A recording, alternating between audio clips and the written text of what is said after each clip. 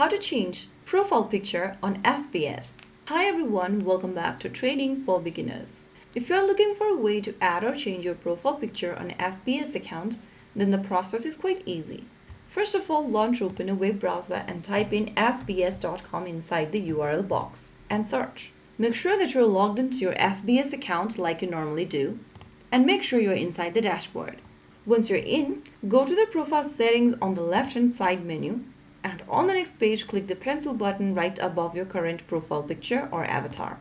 This will take you to your device's camera roll from where you can select a profile photo of yourself and upload it. You'll then be able to see your profile picture uploaded immediately. You can repeat this step if you want to change your profile picture again. So that's it. Changing your profile picture is just a few steps away and it can be done in a few seconds. If you found the video helpful, don't forget to like, share and subscribe to our channel. I will see you again in the next video. Thank you for watching.